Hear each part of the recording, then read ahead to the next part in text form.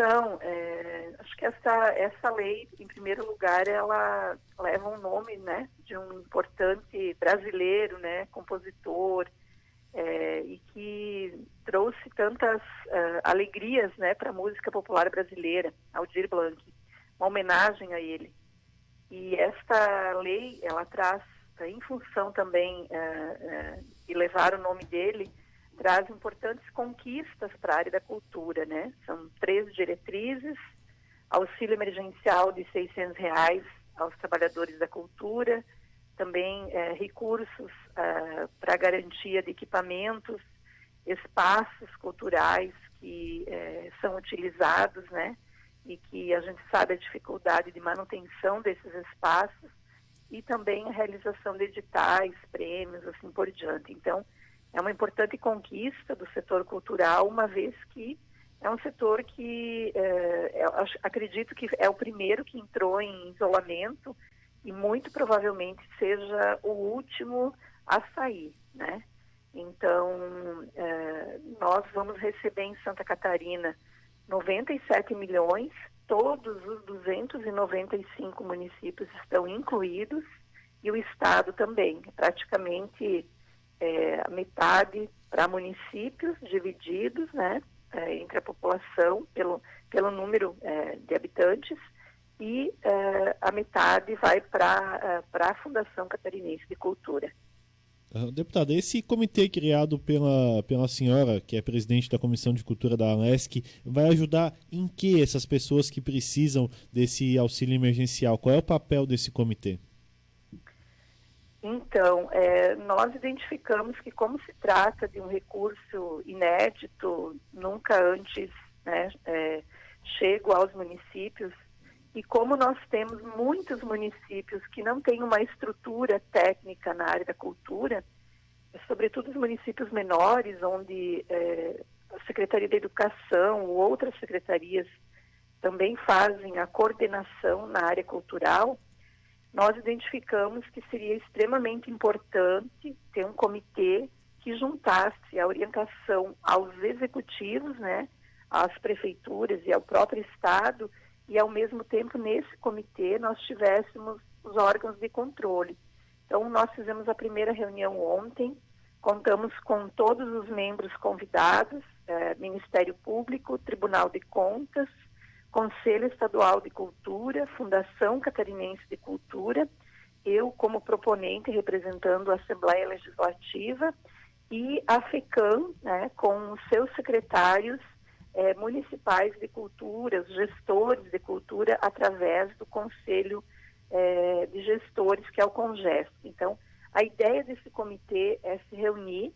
Ontem fizemos a primeira reunião, levantamos todas as dúvidas em relação à Lei Aldir Blanc. É claro que o primeiro problema que nós temos é com relação, Hildo e Vinícius e Amabile, é justamente com relação à regulamentação da lei, porque ela não foi regulamentada ainda, então nós precisamos aguardar a regulamentação e nós precisamos fazer com que esse dinheiro chegue em quem mais precisa na área cultural. Mas aí nós nos deparamos com um problema, que nem todos os municípios têm um mapa cultural, tem o cadastramento de quem faz cultura no município, seja pessoa física ou pessoa jurídica. Então, nós vamos ter muito trabalho pela frente, né? E a ideia é orientar, porque em 60 dias você precisa fazer a destinação do recurso. Não precisa usar o recurso, mas tem que informar no que pretende ser programado, utilizado esse onde ele recurso. será aplicado. Deputada, é importante essa sua colocação de que não há informação. Como é incompetente o setor público na análise e avaliação de dados, na compilação de dados. Há mais de 25 anos nós estamos na era da internet, da informática, e ainda não há bancos de dados competentes o suficiente para informar quem é quem, onde está quem, o que precisa. Neste momento, a senhora, uma das dúvidas surgidas no comitê ontem, eu lhe pergunto, foi se aquelas pessoas que já receberam... É possível que algum agente cultural já tenha recebido os R$ 600 do auxílio emergencial? Sim, é possível. E por isso que a gente precisa fazer exatamente isso que tu fala, é o cruzamento de dados.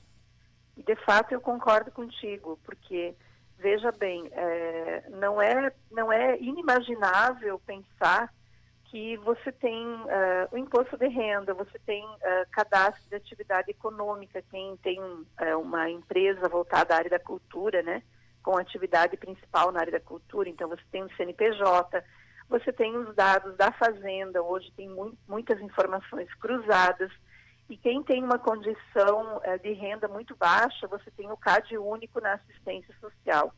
Eu diria que a gente já vivenciou um problema grande que foi as denúncias de quem recebeu o auxílio emergencial e não deveria ter recebido, né? Exatamente. Na minha avaliação, faltou justamente cruzar esses dados, porque a Caixa fez todo o procedimento e não houve um cruzamento com essas áreas todas, não é?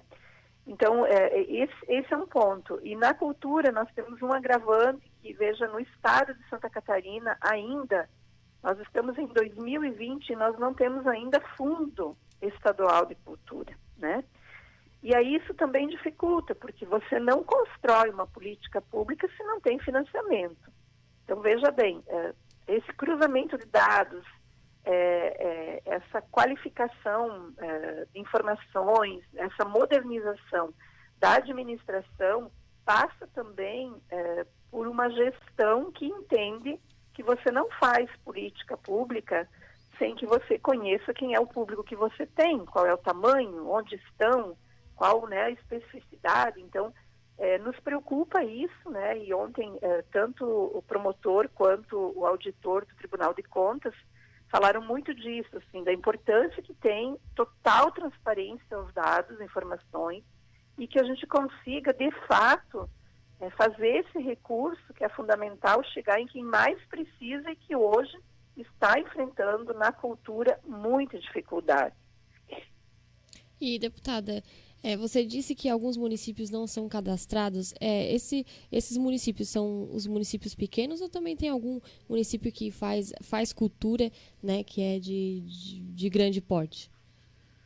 Não, na verdade, não é que não estejam cadastrados. Muitos municípios de porte menor, eles não têm uma estrutura, né, na área da cultura, uma gestão. Então, não tem lá o secretário de cultura no município de 5.000 habitantes. Uhum. Não tem uma coordenadoria de cultura, não tem um técnico voltado à cultura. Sempre a cultura em municípios menores, sempre não, mas normalmente ela é um penduricalho de outras secretarias. Eu diria que o principal é a secretaria, por exemplo, dando um exemplo aqui hipotético, é a educação, e a cultura vem pendurada na educação. Então, agora, com esse recurso, né, que todos vão receber, né, cria, de certa forma, um problema, porque você vai ter que olhar para isso. Imagine no município de 40.000 habitantes, de 20.000 habitantes, de 5.000, o prefeito devolveu o recurso para a cultura e o setor cultural ficar sabendo disso, né? Quer dizer, é uma incompetência total. Então, é muito grave e é por isso que nós estamos criando esse comitê, porque a ideia é justamente criar alternativas, colocar na mão dos prefeitos, em outras palavras, formas, né, práticas de aplicação desse recurso e que baste ter boa vontade e decisão política, né? Ou seja, não dependa de técnicos que ele não tem para viabilizar esse recurso e fazer chegar.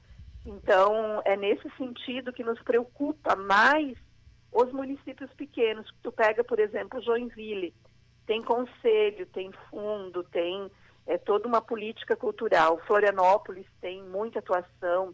Eu acredito que no sul, Criciúma também tenha. Então, os municípios maiores têm essa condição.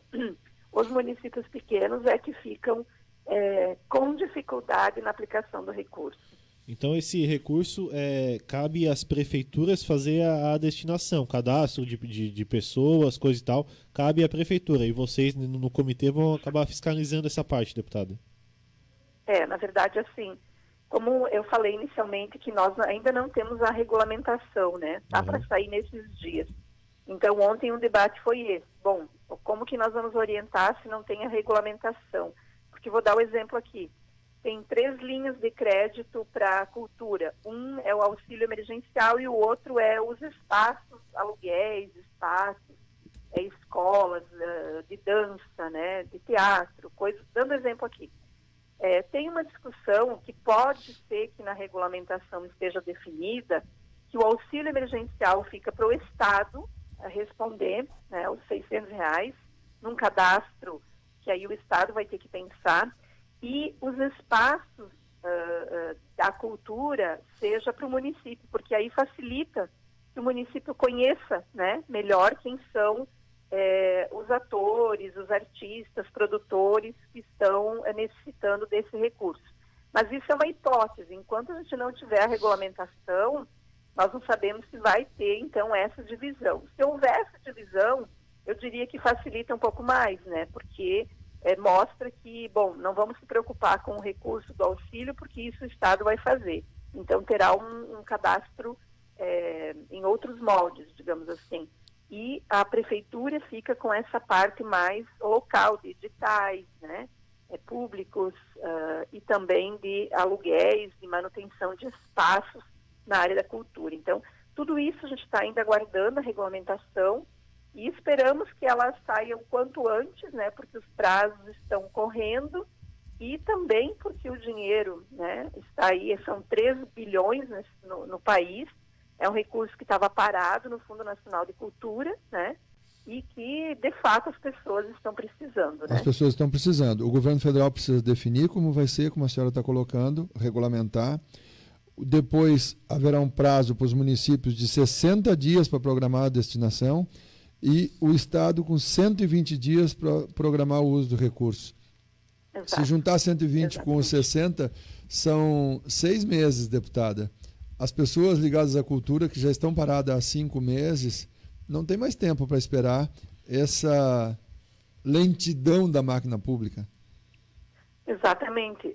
Por isso que, quanto antes sair a regulamentação federal, facilita que também esse comitê oriente, né? Nós ontem, a discussão toda foi justamente nessa linha. Ó. Assim que sair a regulamentação, a gente já vai passar para os órgãos executores, como a FECAM e a própria Fundação Catarinense, vão elencar todas as dúvidas que tem na aplicação, então, dos recursos diante da regulamentação e, imediatamente, os órgãos de controle já vão estudar a matéria e a gente faz uma reunião e solta uma nota técnica, né, publica, para que os municípios possam imediatamente colocar em prática. Então, nós também estamos correndo contra o tempo, mas, infelizmente, estados e municípios dependem agora da regulamentação por parte da União.